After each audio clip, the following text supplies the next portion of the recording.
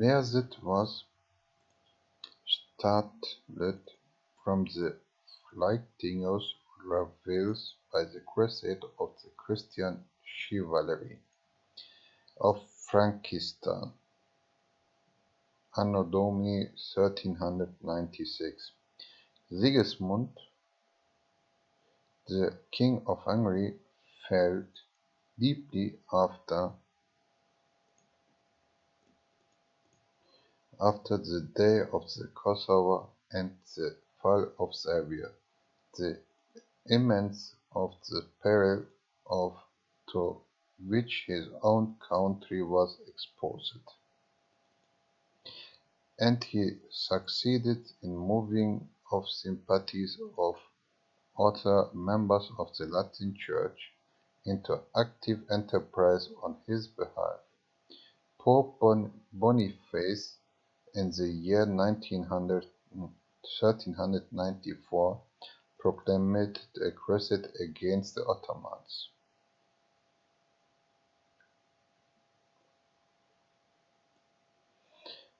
Plenary indulgence to all Christians who should forthwith repair the rescue of Hungary and neighboring kingdoms. Sigismund was especially earnest in his endeavors to move the court of France to send troops to his assistance.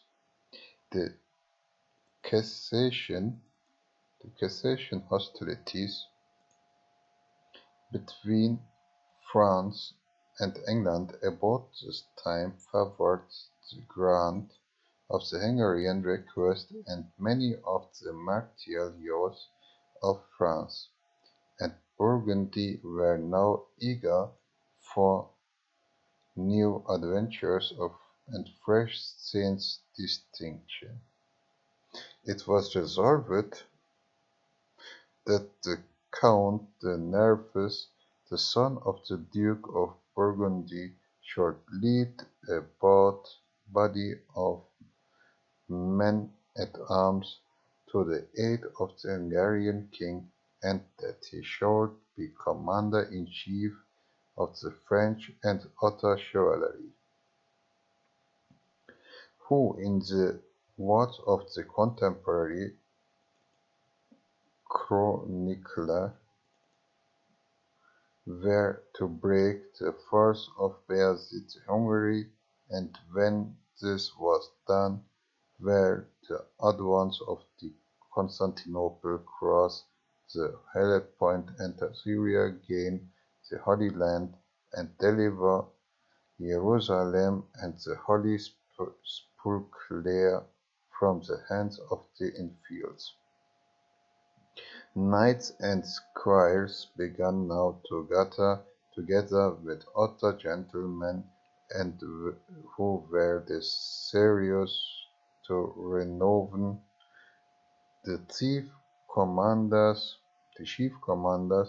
under the Count de Nevers were the Count de la Manche and the three cousins of the French king, James of Bourbon and Henry and Philip de Bar, among other chiefs who joined the crusade. Where Philip of Artois, Count of Eu, Prince of the Blood Royal and Constable of France, the Lord of Courcy, Sir Guy de la Tomosile, Sir John de Vienne, Admiral of France, Beauclerc, Marshal of France, Sir Reginald de Roy, the Lords of St. Paul, de Montemar and Sampy, and many more, the very flower of the French chivalry. They marched from the France in companies about the middle of March 1396, and as they traversed Germany, They were joined by Frederick, Count of Hohenzollern, Grand Prince of the Teutonic Order, and the Grand Master Flibert de Nijlkerk, who came from Rhodes at the head of the strong body of the Knights of St. John of Jerusalem. Besides this splendid auxiliary force, the King of Hungary and obtained the services of a body of Bavarian knights commanded by the Elector Palatine and the Count of Munspelgade, and he had also been joined by a band of the chivalry of Styria, headed by Hermann, second Count of Chile, also the Crusaders of Western Christendom, who marched to the Danube against the Ottomans in 1396, appeared to have been from 10 to 12,000 in number. All men of tried courage and enterprises, as the old chronicler calls them, full of confidence and in their cause and in their own valor, and who boasted in the pride of their heads that if the sky were to fall, they would uphold it on the points of their lances. Sigismund had collected the full strength of his own kingdom and had also prevailed on Martich, the prince or voivoda of Wallachia, to join him in this grand combined attack on the Ottoman power. Also, Wallachia had some time before obtained peace from the Turks on condition of paying stipulated tributes. The Confederate Christian army marched in division partly through Transylvania and Wallachia and partly through Serbia against the Ottoman dominions. The Serbian prince remained faithful to his alliance with Bayezid, and his subjects were therefore visited with merciless pillage and devastation by the army of the fellow Christians who marched through their land. The first Turkish town that Sigismund attacked was Vidin, which surrendered immediately, or Sova yielded after 5 days' resistance. Raco was taken by assault, and the garrison put to the sword, so they laid down their arms and asked for quarter. The practice of refusing mercy to a foreign enemy was by no means confined to the Turkish side, and indeed, even in the hostilities of the Christian nation against another, no law or custom of war.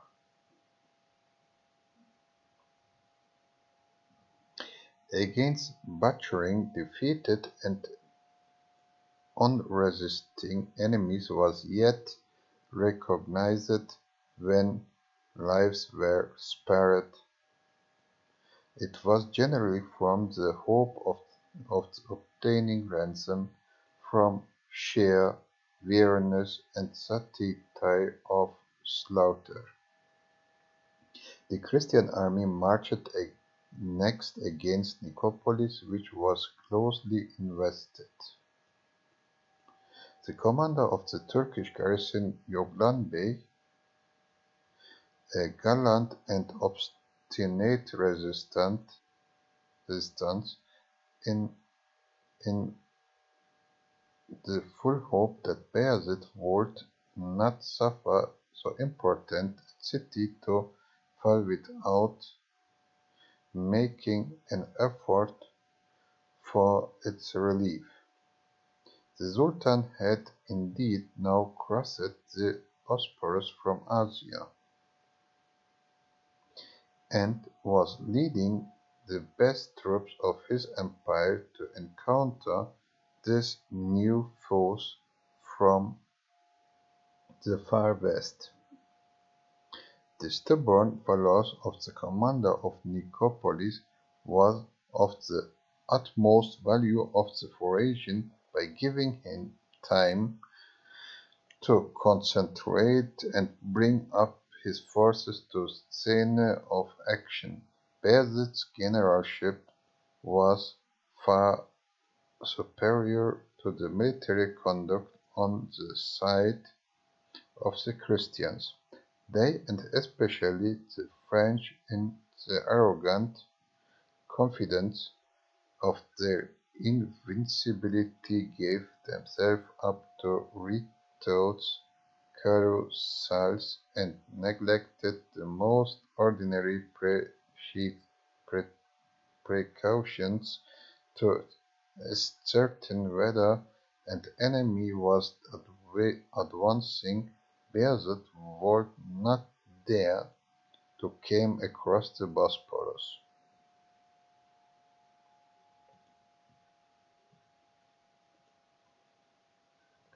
Such was their boast. At the very time when Bayezid was swiftly and silently approaching with his well-appointed and well-disciplined army within 6 leagues of their camp, the Count de Nevers and his French chivalry were at table of the 24th of September 1396, when messengers hurried in the tidings that some marauders from the camp had come upon the great army of Turks, which was even then close at hand. The young paladins of France rose hot and flushed at the tidings, and ran to arms, demanding that they should be led instantly to battle. The Turkish irregular troops, the Azabs and the Akinji, were now seen hovering near, and the Count de Nevers, while his French cavalry was forming hastily in the line required of King Sigismund, that they should be the van of the Christian army, and fill the post of honor in the battle. Sigismund, who knew well the Turkish tactics, urged on the Count that it would be wiser to send some light troops against the half-armed and undisciplined hordes which they saw before them, and they reserved the French cavalry as the flower of the Christian army. To meet the Janissaries and Sipahis, the best troops on the other side. The Sire de Courcy and the Admiral advised compliance with the king's advice, but the constable and the marshal balked opposed it, out of the spirit and rivalry, and instead that the French cavalry should not suffer any Hungarians to precede them to battle. The young knights all applauded these proud words in the ferocious insolence of spirit. They massacred some Turkish prisoners whom they had in their power, and who had surrendered on promise of quarter, an act of the useless perfidy and cruelty which was soon to receive its chastisement.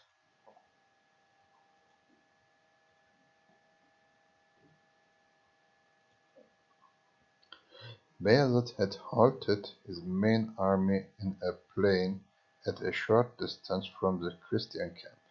There was some rising ground in the interval which screened the Turks from the enemy's observation. So the Sultan sent his irregular troops forward and supported them by a body of Janissaries and by a large division of his cavalry. But he reserved 40,000 of his best troops and kept them under arms and drawn up in perfect order on the plain. On the other side, the French cavalry, about 6,000 strong, galloped impetuously onward, disdaining to wait for the cooperation of the main Hungarian army, with which King Sigismund moved forward more slowly. The French rode the Turkish irregulars down like reeds, and then with levelled spears they charged the advanced division of the Janissaries. They broke this redoubtable infantry, and next encountered with equal success with foremost squadrons of the Turkish regular cavalry that attempted to cover the retreat of their comrades. The triple success which the fiery valor of the young French nobles had thus achieved was splendid, and might have led to a complete victory had they listened to the sage advice of the Sire Corsi and the admiral, who earnestly implored the Count of Nevers to order halt and wait for the Hungarian to come up, or at least to give time enough for the horses to recover their wind and the rearranging their disordered ranks, but carried away by the excitement of the strife and the intoxication of their patriot triumph, the French knights and their young commander continued to chase the flying spies till, on gaining the summit of the high ground, they saw before them, not as they expected, a scarred remnant of the defeated Turks, but a steady forest of the hostile spears, and the Sultan himself at the head of his chosen troops, which soon began to extend while their enclosing lines round the scanty band of the rash assailant. The Turkish troops, which they had defeated in the first part of their advance, and now rallied and formed in the rear of the French knights cutting off all hope of the retreat. In this extremity, charged furiously in every quarter by superior numbers, obliged the combat of confusion and disorder, and with their own strength and of their horses exhausted by their previous efforts, the Christian chivalries fought on heroically till they were nearly by cut down or made prisoners. A few only made their way back to the main army of the Confederates, into which they carried the disheartening tidings of defeat.